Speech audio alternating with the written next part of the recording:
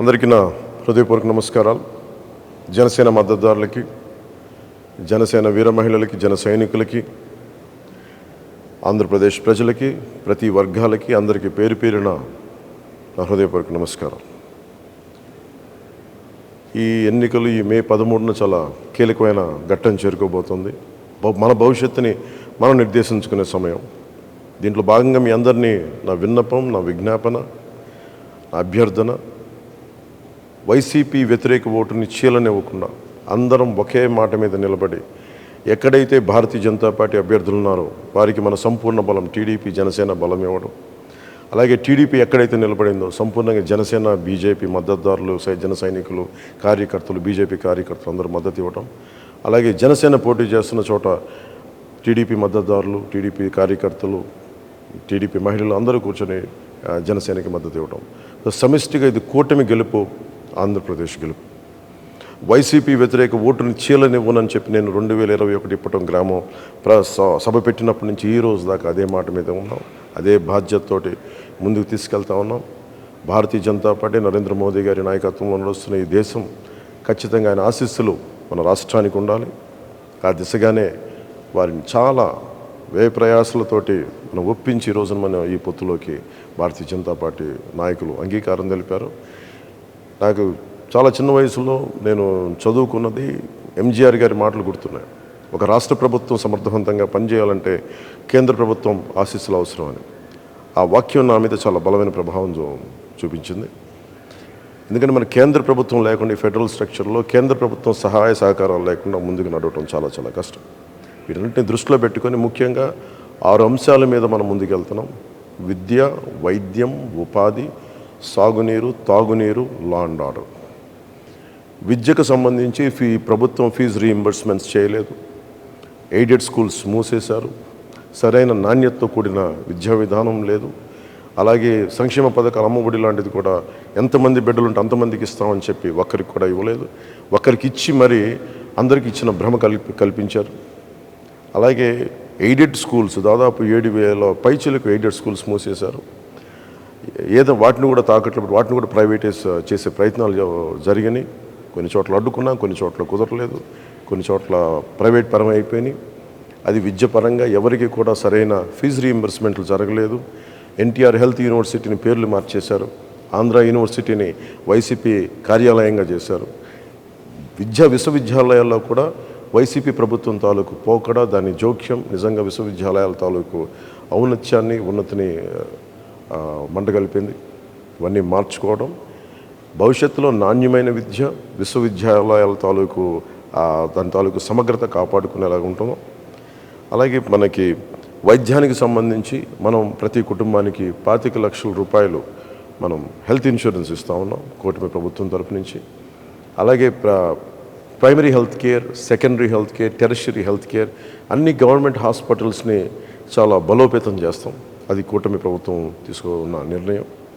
అలాగే ముఖ్యంగా ఎక్కడైతే మనకి పొల్యూషన్ ఉందో, కాలుష్యం ఉందో, కాలుష్యం ఆరోగ్యాన్ని ఇబ్బంది పెడుతుందో ఆ కాలుష్య నియంత్రణ మండలి ద్వారా వాటిని సరిచేసే బాధ్యత కూటమి ప్రభుత్వం తీసుకుంటుంది. ఉపాధి మనకి వచ్చి అన్ని మెగా డిఎస్సిని రిలీజ్ చేస్తాం, డిఎస్సి రిలీజ్ చేస్తాం. 18,000 పోస్టులని మనం భర్తీ చేస్తాం. 18,000 పైచిలకు పోస్టులను భర్తీ చేస్తాం.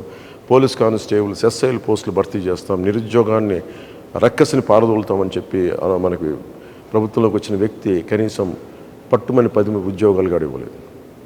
కేవలం సంక్షేమం, తను అనుకున్న సంక్షేమం కూడా పూర్తి స్థాయిలో కాకుండా అరాకొర సంక్షేమంతో దాన్ని ఎక్కువ అడ్వర్టైజ్మెంట్స్ తోటి ముందుకు తీసుకెళ్ళి సంక్షేమాన్ని కూడా సంపూర్ణంగా చేయలేకపోయిన ప్రభుత్వం, ఉపాధి ఇవ్వలేకపోయిన ప్రభుత్వం, మనకి జాబ్ క్యాలెండర్ రిలీజ్ చేయలేని ప్రభుత్వం. ఇది మారాలి అంటే ఖచ్చితంగా మన కూటమి ప్రభుత్వం రావాలి. వచ్చిన వెంటనే ముందుగానే మన మెగా డిఎస్సిని మనం దాని మీదే ఉంటుంది, ముందుకు తీసుకెళ్తాం రాగానే. అలాగే సిపిఎస్ కాంట్రిబ్యూటరీ పెన్షన్ స్కీమ్కి సంబంధించి మాట ఇచ్చి మరి వెనక్కి వెళ్ళిపోయాడు. వారం రోజుల్లో సంతకం పెడతానని చెప్పిన వ్యక్తి ఈ రోజున దాన్ని వదిలేశాడు, గాల్లోకి వదిలేశాడు. అలాగే టీచర్ల భవిష్యత్తుని కూర్చోబెట్టి మద్యపానాల మనకి స్కూల్స్లో పాఠాలు చెప్పి టీచర్లను తీసుకెళ్ళి మనకి యారక్ షాపుల దగ్గర, సారాయి షాపుల దగ్గర క్యూల్లో సరిచేసే బాధ్యతలు అప్పచెప్పాడు. ఇది వారిని మన గురు బ్రహ్మ, గురు విష్ణు, గురు దేవ మహేశ్వర అని చెప్పి మనం గురువుని ప్రార్థించుకునే పరిస్థితుల్లో తీసుకొచ్చి మద్యం షాపుల దగ్గర పనిచేసే విధంగా ఈ ప్రభుత్వం గురువులను అవమానం చేసింది, టీచర్స్ని అవమానం చేసింది, ఉద్యోగులకి సిపిఎస్ ఇవ్వలేదు.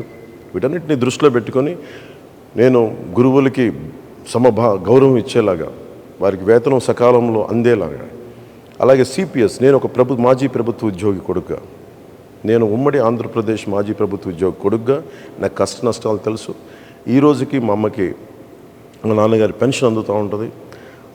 దానికి తాలూకా కష్టం తెలుసు నాకు. అలాంటిది కంట్రిబ్యూటరీ పెన్షన్ స్కీమ్ పదవి విరమణ చేసిన ఉద్యోగులందరికీ కూడా సంవత్సరం లోపు నేను మీకు మాటిస్తున్నాను, సంవత్సరం లోపు దీనికి పరిష్కారాన్ని కనుక్కొని మీ పదవీ విరమణ మీకు భయపెట్టేది కాదు, మీకు భరోసా ఇచ్చేదిలాగా ఉంటుందని చెప్పి మనస్ఫూర్తిగా నేను మీకు పదవి విరమణ చేయబోతున్న విద్యార్థులు మన ఉద్యోగులందరికీ నేను తెలియజేసుకుంటా ఉన్నాను. నేను మీకు మాటిస్తున్నాను, సంవత్సరం లోపు దానికి పరిష్కార మార్గాన్ని కనుక్కొని మేము పారిపోం. నేను మీకు మాటిస్తాను, నేను నిలబడతాను.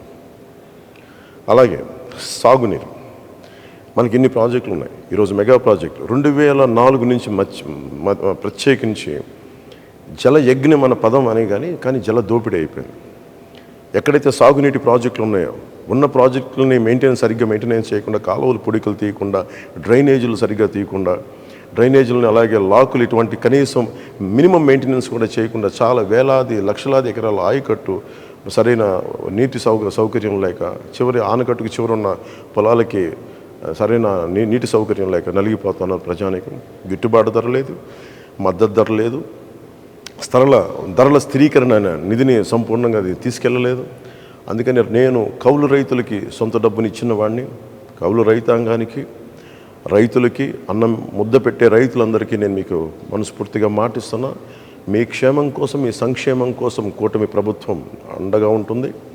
అలాగే ముందు బాధ్యతగా మొదటి రాగానే అన్ని ఏవైతే మైనర్ ఇరిగేషన్, చిన్న ఇరిగేషన్ ప్రాజెక్ట్స్ ఉన్నాయో వాటిని తొందరగా పూర్తి చేయడంతో పాటు ఈ ముఖ్యంగా డ్రైనేజ్ని మొత్తం కాలువలు పూడికలు కానీ, మనకి ఈ లాకులు మనకు మెయింటెనెన్స్ కానీ ఇవన్నీ చేసి ముందు ఉన్న ఇరిగేషన్ ప్రాజెక్ట్స్ని సమర్థవంతంగా పనిచేసేలా తీసుకుంటాం. ఇరిగేషన్, డ్రైనేజ్ వీటన్నిటిని సరి చేస్తామని మీకు అందరికీ మాటిస్తూ, భవిష్యత్తులో మీకు రైతు భరోసా కేంద్రాల దగ్గర నుంచి ప్రభుత్వం నుంచి మీకు సరైన మద్దతు రాలేదు, అవి బాధ్యతగా తీసుకొని అది మీ సంక్షేమం మా మొదటి బాధ్యత. దానికోసం మేము వెన్నంటే ఉంటాం. మీ కష్ట నష్టాలకి కూర్చొని వీళ్ళలాగా మీ కష్టాలు వస్తే వర్షం పడితే రైతుల్లో మొలకలు రాక ఏమొస్తుందని చెప్పి దిగజారుడే మాటలు అలాంటి ప్రభుత్వాలు కాకుండా బాధ్యతగా మీరు ఒక మాట మాట్లాడితే చేతులు కట్టుకొని మీ దగ్గరికి వచ్చి మేము మీ సమస్యలను తెలుసుకొని మేము మీకు అండగా ఉంటాం. అలాంటి ప్రభుత్వం రాబోతుంది కూటమి ప్రభుత్వం. తెలియజేసుకుంటూ రైతన్నలకు తెలియజేసుకుంటూ ముఖ్యంగా మనకి తాగునీరు ఏ మూలకెళ్ళినా, ఏ నియోజకవర్గానికి వెళ్ళినా మినిమం కనీసం ప్రాథమిక హక్కు అది, మంచి నీరు రావటం అనేది. అలాంటి మంచినీరు కూడా ఇచ్చే పరిస్థితుల్లో లేదు. కేంద్ర ప్రభుత్వం జల్ జీవన్ మిషన్ అనే ప్రధానమంత్రి గారి ఆధ్వర్యంలో ప్రధానమంత్రి జల్ జీవన్ మిషన్కి నిధులు వచ్చినా కానీ ఈ ప్రభుత్వం దాన్ని ముందుకు తీసుకెళ్ళలేదు. మేము మీకు మాటిస్తున్నాం, అహిర్నిశలు మేమందరం బాధ్యత మరి తీసుకొని మనకి కనీస రక్షిత మంచినీరు ప్రతి ఇంటింటికి అందేలాగా మేమందరం బాధ్యత తీసుకుంటాం అని మీకు తెలియజేసుకుంటాను ప్రతి ఒక్కరికి. అలాగే మధ్యతరగతి కుటుంబాలకి మీరు కష్టాలు నలిగిపోతూ ఉన్నారు, ఎక్కువ మీరు కూర్చోబెట్టి అందరూ మీరు నలిగిపోతారు, ట్యాక్సులు కడతారు, మీరు సంక్షేమ పథకాలు ఉండవు, మీకు కనీసం మీకు ఇవ్వగలిగింది భరోసాతో కూడిన ప్రభుత్వం ఇవ్వాలి, లేదంటే మీకు ధరలు తగ్గించే ప్రభుత్వాలు ఉండాలి. అందుకనే కూటమి పెట్టుకుంది ముఖ్యంగా 3 సిలిండర్లు మహిళలకి ఉచితంగా ఇవ్వాలని, బస్సు ప్రయాణం ఉచితంగా ఉండాలని ఇలాంటి సంక్షేమ పథకాలతో ముందుకు వస్తున్నాం. అలాగే ముఖ్యంగా నిరుద్యోగులకి ప్రతి నెల మనకి ఉద్యోగం లేనప్పుడు నెల భృతి, నిరుద్యోగ భృతి వీటన్ని ముందుకు తీసుకెళ్తాం. ఎన్నోసార్లు జనవాణి కార్యక్రమంలో నేను ఒకటి నిర్ణయించుకున్నాను, చాలా ఆవేదనతోటి అందరికంటే వెనకబడిన వాసులు మమ్మల్ని సమాజం గుర్తించదు, మా కష్టాలను గుర్తించదు అని చెప్పి దివ్యాంగులు నాతో పెట్టుకున్న గోడు నన్ను ఎప్పుడు కదిలించేసేది. దాంట్లో భాగంగానే మనకి తెలుగుదేశం, జనసేన ఉమ్మడి మన మేనిఫెస్టో కమిటీ కూర్చొని ప్రత్యేకించి దీని మీద దృష్టి సారించి ప్రతి దివ్యాంగులకి 6,000 రూపాయలు నెలకి ఇంటికి వచ్చి అందజేసేలాగా, అలాగే ఎక్కడైతే సంపూర్ణంగా దివ్యాంగులు మొత్తం శరీరం అంతా చచ్చుబడిపోయిందో వారికి నెలకి 15,000 రూపాయలు అందజేసేలాగా, అలాగే తలసీమియా లాంటి వ్యాధిగ్రస్తులకి నెలకి 10,000 రూపాయలు వచ్చి అందజేసేలాగా ఈ బాధ్యత కూటమి ప్రభుత్వం తీసుకుంటుంది. ఈరోజు మేము పెట్టుకున్న సంక్షేమ కార్యక్రమాలు అన్నీ కూడా నిరుద్యోగులకు కానీ రైతాంగానికి కానీ మీరు మేనిఫెస్టో చూస్తే అన్ని సంక్షేమ కార్యక్రమాలు కూడా మేము చాలా బాధ్యతగా తీసుకొని చేస్తాం. చాలా బలమైన బరువు, చాలా బలమైన బాధ్యత. ఎందుకంటే మనసుంటే మార్గం ఉంటుంది.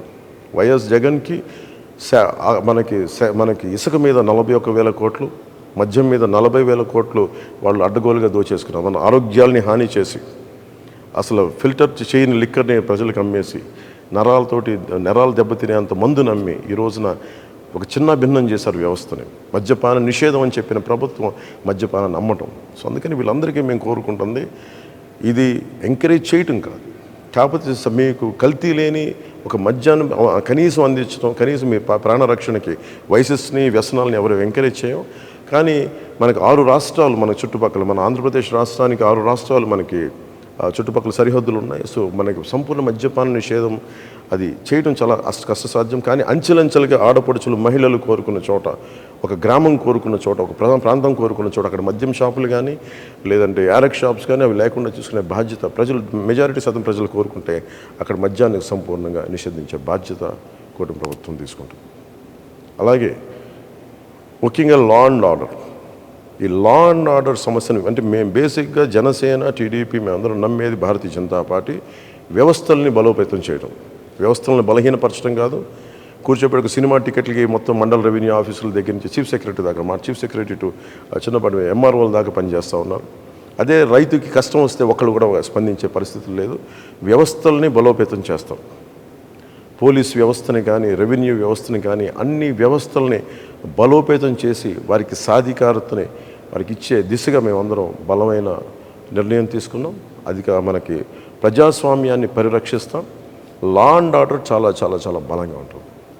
లా అండ్ ఆర్డర్ బలంగా ఉన్న చోట అన్ని పథకాలు బాగుంటాయి. లా అండ్ ఆర్డర్ బలంగా ఉన్న చోట పెట్టుబడులు వస్తాయి, పరిశ్రమలు వస్తాయి, పరిశ్రమలు వచ్చిన చోట ఉపాధి అవకాశాలు ఉంటాయి. వీటన్నిటిని దృష్టిలో పెట్టుకొని మీ అందరికీ పేరున ప్రతి ఒక్కరికి 2 చేతులెత్తి అభ్యర్థిస్తున్నాను, ఆర్థిస్తున్నాను. వైసీపీ వ్యతిరేక ఓటు చీలకుండా భారతీయ జనతా పార్టీ పోటీ చేస్తున్న చోట, తెలుగుదేశం పోటీ చేస్తున్న చోట మీరు సంపూర్ణంగా జన సైనికులు, జనసేన వీర మహిళలు, జనసేన మద్దతుదారులు. ఎట్టి పరిస్థితుల్లో వైసీపీ నాయకులు రకరకాల మాటలు మాట్లాడుతూ ఉంటారు. మేము గెలిచి మేము జనసేనలోకి వెళ్ళిపోతాం, ఇలాంటి అబద్ధాలను మీరు నమ్మకుండా సంపూర్ణంగా కూటమి అభ్యర్థులకే జనసేన ఓటు సంపూర్ణంగా వారికి మీరు వేయాలని మనస్ఫూర్తిగా కోరుకుంటూ, అలాగే టీడీపీ మద్దతుదారులకి, టీడీపీ నాయకులకి, టీడీపీ కార్యకర్తలకి, భారతీయ జనతా పార్టీ కార్యకర్తలకి, భారతీయ జనతా పార్టీ మద్దతుదారులకి మనందరం ఈసారి మనస్ఫూర్తిగా అందరం ఒకసారి కలిసి ఒకటే చోట, ఒకటే అడుగుతోటి, ఒకటే భావంతో ఆంధ్రప్రదేశ్ని సంరక్షించుకుందాం. మనకి కావాల్సిన భారతదేశ వికసిత్ భారత్తో పాటు మన ఆంధ్రప్రదేశ్ కూడా దాంట్లో అంతర్భాగం. మనకి వికసిత్ ఆంధ్రప్రదేశ్ నరేంద్ర మోదీ గారి నాయకత్వంలో వికసిత్ భారత్లో అంతర్భాగం వికసిత్ ఆంధ్రప్రదేశ్ కూడా మనందరం కలిసికట్టుగా మనం ముందుకేసి ఓటేసి కూటమిని గెలిపించుకోవాలి. కూటమిని గెలిపించుకోవడం మన బాధ్యత. ఇది మన భవిష్యత్తుకి చాలా భరోసా ఇచ్చే ప్రభుత్వం. ఇది మీ అందరికీ తెలియజేసుకుంటూ, ప్రతి ఒక్కరికి పేరున ధన్యవాదాలు తెలియజేసుకుంటూ సెలవు తీసుకున్నాను. జై జనసేన, జై టీడీపీ, జై బీజేపీ, జై హింద్.